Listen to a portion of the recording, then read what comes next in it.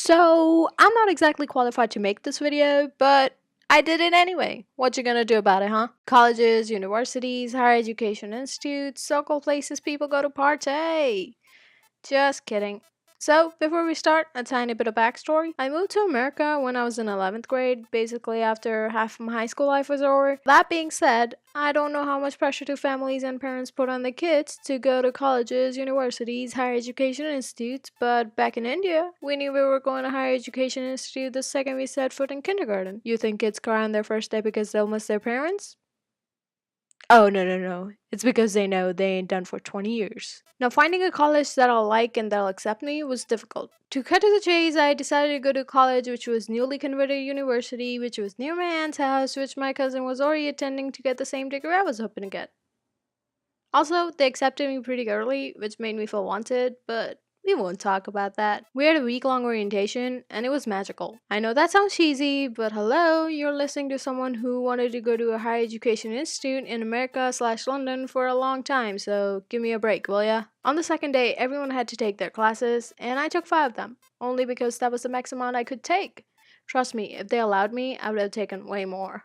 Everyone thought that 5 was a lot, but even after 5 classes, I had at least 5 hours to watch, play, draw, or be skeptic every day. Math class! Now, the semester was 4 months long. That means 122 days almost. Each day, at least 5 hours, so cross multiplication, that does that, and that does that.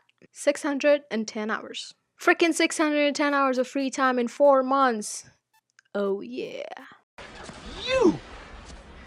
You liar! Okay, I'm not gonna lie anymore. It was my freshman year and I didn't have a job. I realized that I wasn't cool enough without a job, and to be the coolest, I needed one. Not having a job also meant that I was bored out of my mind each break for a whole year. Now in India, you don't get a job until you have a degree. So my family wasn't the happiest when I said I wanted one. They thought I wouldn't pay much attention to my classes, or worse, I would drop out.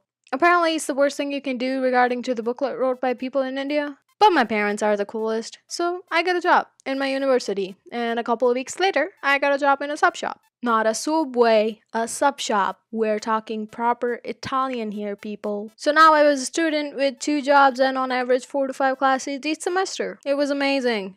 I was so busy all the time.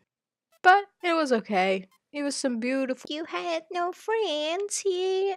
Correction, I had a friend. She's just about 7,590 miles away, so shush. You didn't let me finish. I said you didn't have any friends here to hang out with.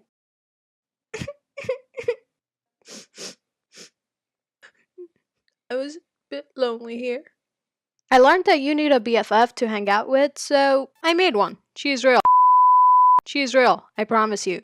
I was hoping not to creep her out, but soon realized that she was as much of a nerd as me. We were a perfect match. Now, life wasn't great. It was perfect. Alas, I became the coolest. Believe me, any college student following these 3 steps is the coolest person getting through college. Number 1, get as many classes as you can. You can get the degree early. Number 2, get a job. Or 2, I mean, no one's gonna judge. And number 3, get a BFF. Trust me, you need a frustration disposal, and I'm sure a loving input's not gonna hurt anyone.